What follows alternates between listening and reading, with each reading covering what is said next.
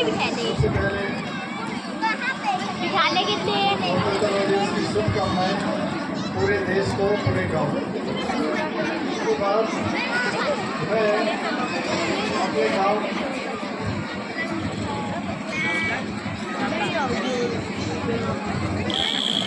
प्यारे बच्चों, मेरी बहनें, मेरी माताएं और नौजवान साथियों,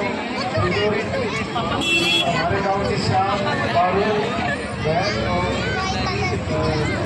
रेणु शहर जो आपका पीछे है, कभी घूमते हैं और सबका साथ आपके बारे में मैं आपके बारे में बताने आया हूँ।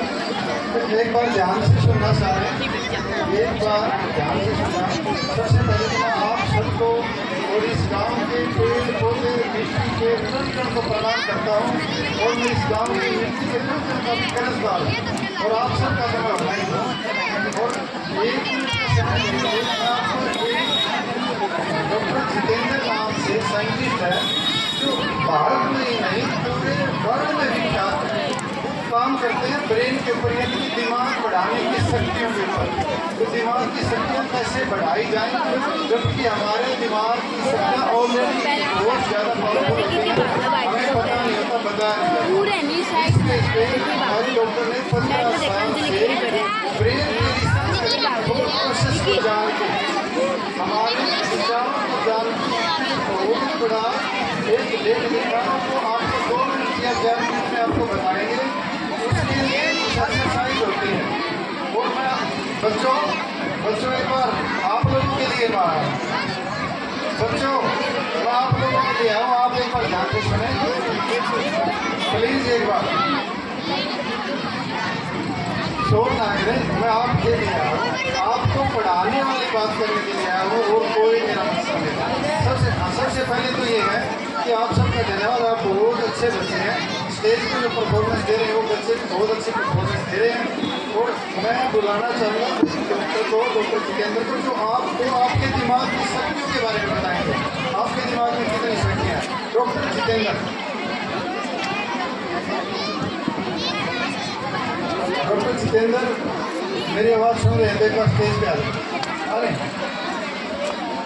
एक बार इनकी बात जरूर ध्यान से सुने, सिर्फ बच्चों के लिए नहीं बड़ों के लिए भी बात है, आप बड़े भी बात सुनना है।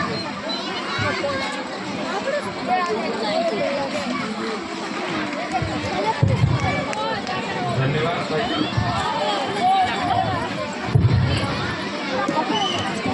यहाँ उपस्थित प्यारे बच्चों, अभिभावकगण और सभी शिक्षक लोगों को मेरा प्रणाम।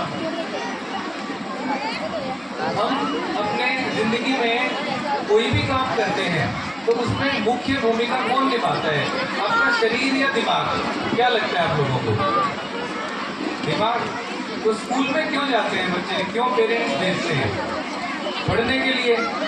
लेकिन ये देखा गया है कि पढ़ाई लिखाई में पूरी मेहनत करते हैं बच्चे, सुबह स्कूल जाते हैं, पूरा दिन लगा के फिर घर में शाम को ट्यूशन पढ़ते हैं और दुनिया में करते हैं। उसके बाद भी समस्या ये रहती है कि याद नहीं रहता बच्चों को, है ना? तो बच्चों से मैं पूछना चाहूँगा कि बच्चों, किन किन बच्चों को ऐसा लगता है कि याद करते ही भूल जाते हैं? हाथ ऊपर करें, जिनको लगता है याद करते हुए भूल जाते हैं।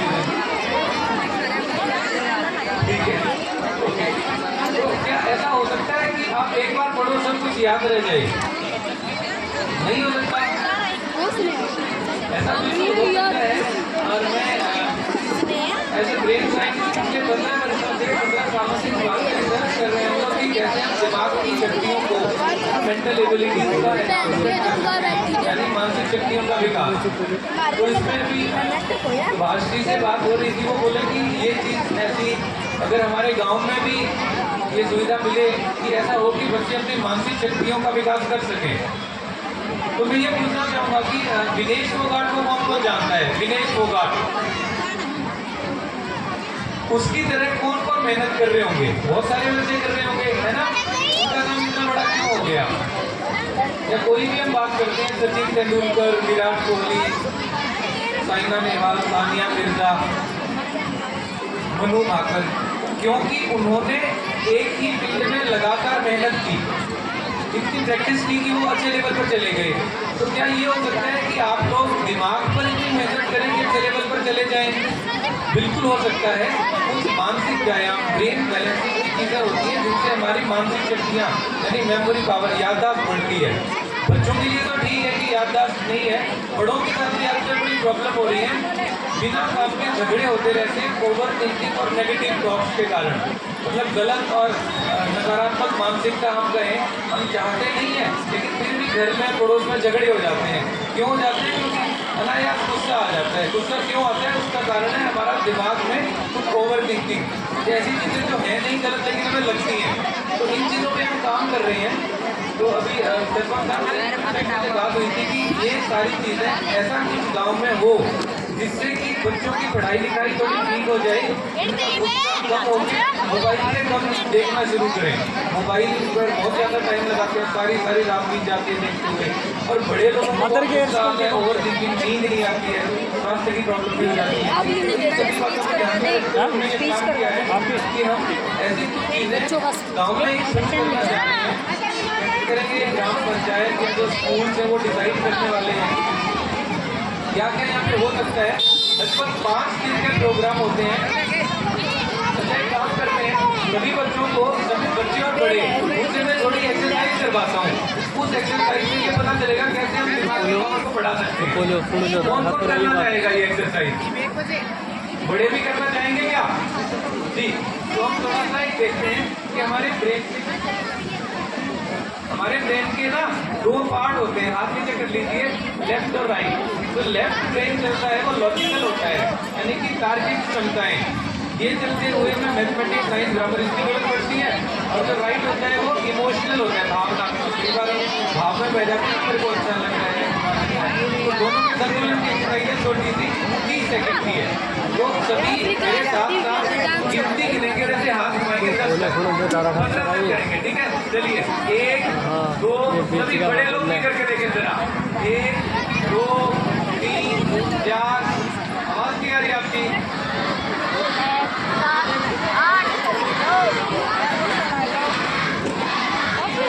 ओके, बस ठीक है। अब दूसरे वाला उल्टा घुमाएंगे 15 से 1 तक। 15 14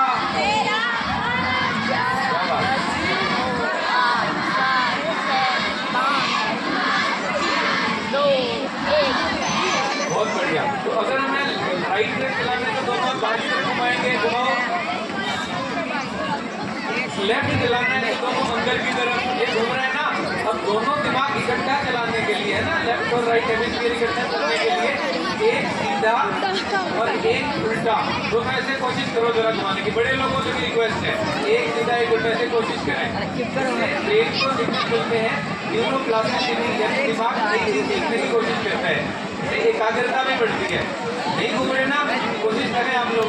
तो इस तरीके से कुछ एक्सरसाइज होती है जिससे कंसंट्रेशन का लेवल बढ़ता है, एकाग्रता। तो अभी ऐसी कुछ चीजें गाँव में कैसे शुरू करेंगे ये क्या बताएंगे। धन्यवाद।